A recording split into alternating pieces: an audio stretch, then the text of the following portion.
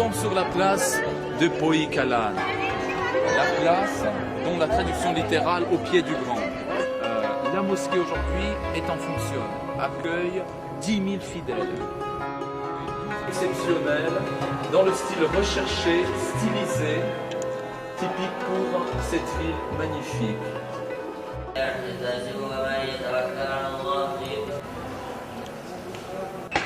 17e siècle.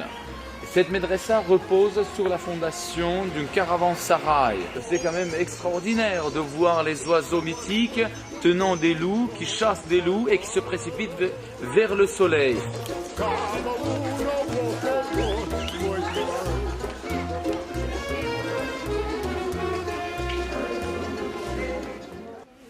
Les femmes passaient des années entières à broder d'immenses panneaux de tissu. Elles travaillaient de longues bandes qu'elles assemblaient par la suite. À l'origine, ces tissus, appelés soussani, étaient destinés à recouvrir le lit des jeunes mariés. C'était une des pièces indispensables à la dot qu'apportait la femme à son mariage. Par la suite, elles furent utilisées comme panneaux muraux. Les symboles représentés variaient suivant les régions.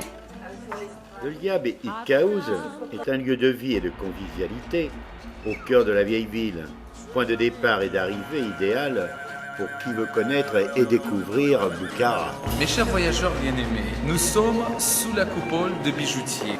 Dans la ville de Boukhara, ils passaient par cette coupole pour changer leurs pièces de leur pays contre les pièces d'or de l'émir de Boukhara. Ça c'est Gidjak. Gidjak c'est un violon ouzbek. On le met sur le genou, on joue, et ça c'est la musique par exemple du XVIe siècle. Le caisson est en mûrier, les manches l'étant noyées, décorées de nacre. Cette partie-là, surface, c'est le péricard du cœur de taureau. Ça c'est le doïra. C'est l'instrument, le petit tambourin ouzbek, avec la peau de taureau, bien de vache, dans les écoles pour apprendre le jouer. Ça c'est rouba prima on appelle. Et ça c'est le balalaïka, bien sûr que c'est inévitable parce qu'on a vécu avec les Russes. On était quand même 90 ans presque sous la protection de nos frères russes.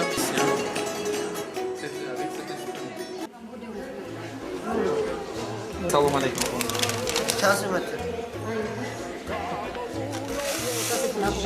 Des plantes médicinales, donc préparées par cette famille, des épiciers. Bien sûr, je ne vois plus en fait son père.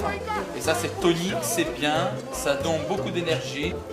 Alors, moi je fais pas. Moi je vais boire celui-là.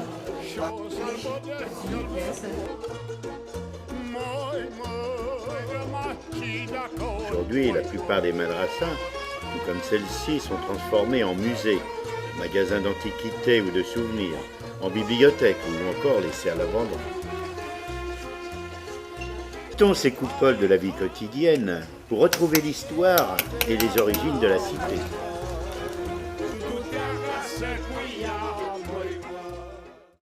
L'Iwan est posé sur 20 piliers de bois de Karakad, dont la finesse inhabituelle donne à l'ensemble une allure aérienne.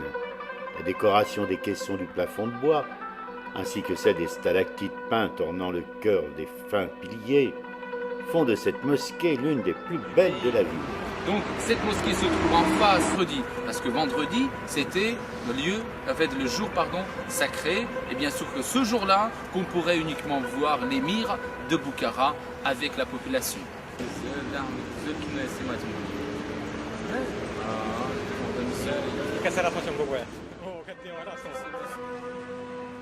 Symbole de la ville interdite, la forteresse de l'émir. Elle excita les esprits occidentaux depuis le XIXe siècle.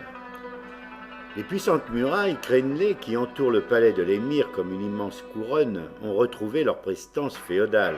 Amir Ali Khan, le dernier émir, y ajouta l'Iwan central, et le célèbre artisan Usto Shirin la décora au début du XXe. La plupart des bâtiments, comme les appartements du Kouchbegui, ont été transformés en musées. Musée d'histoire, d'archéologie et de numismatique.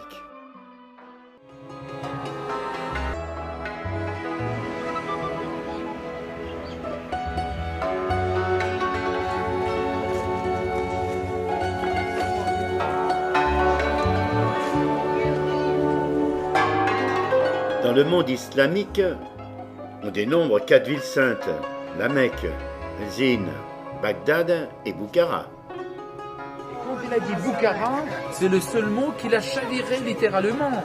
Et il a dit bien sûr que c'est dans le feu vert pour que cet étranger turkmène marchand qu'on commence la construction de cet ensemble, bien sûr que vous voyez aujourd'hui devant vous. 4 minarets, et regardez la partie supérieure de Chor Minor, ça nous rappelle les toques des nomades du désert. Il ne reste que cette partie-là. Mais cette partie-là, aujourd'hui, c'est un bijou vraiment de l'architecture de l'Asie centrale et en particulier de Boukhara.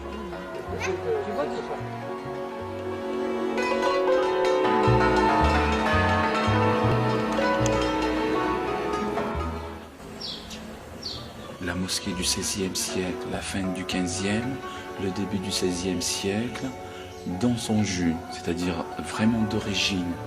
Les murs étaient ornés en papier mâché doré, représentaient les motifs aussi géométriques, floraux, végétaux, et bien sûr qui se mêlaient dans une harmonie absolue avec le plafond qui était couvert par la peinture exceptionnelle, doré aussi bien sûr, soigneusement par les artistes habiles de la ville de Boukhara.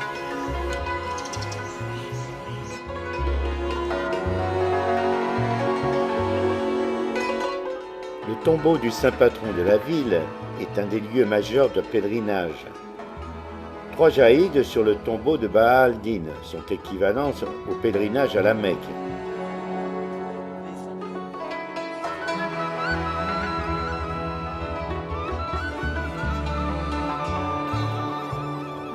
Le rituel du pèlerinage est imité à celui de la Mecque. Autour de la Kaaba, les pèlerins doivent faire plusieurs fois le tour de la tombe du saint.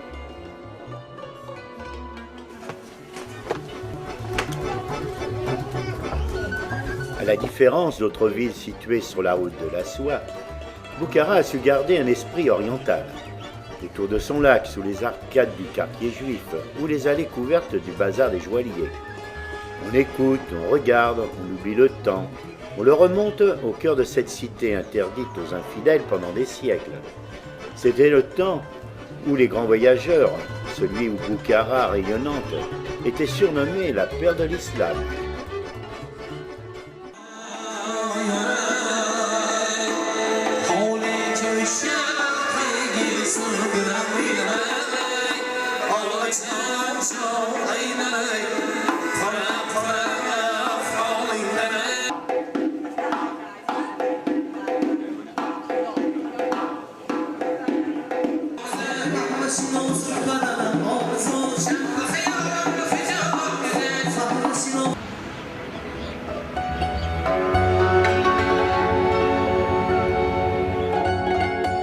L'un des plus beaux monuments architecturaux de l'Asie centrale, le mausolée de Tamerlan.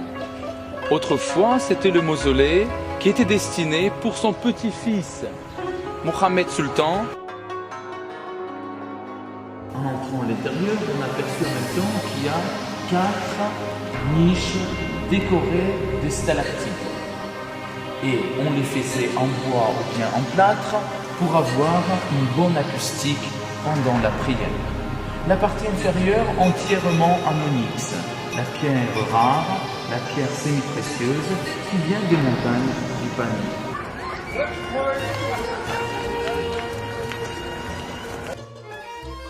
L'histoire de l'Asie centrale est tumultueuse. C'est celle d'une des parties du monde où les conquérants ont tour à tour détruit, bâti, empires, villes et civilisations, alors que les peuples se mélangeaient au rythme des migrations.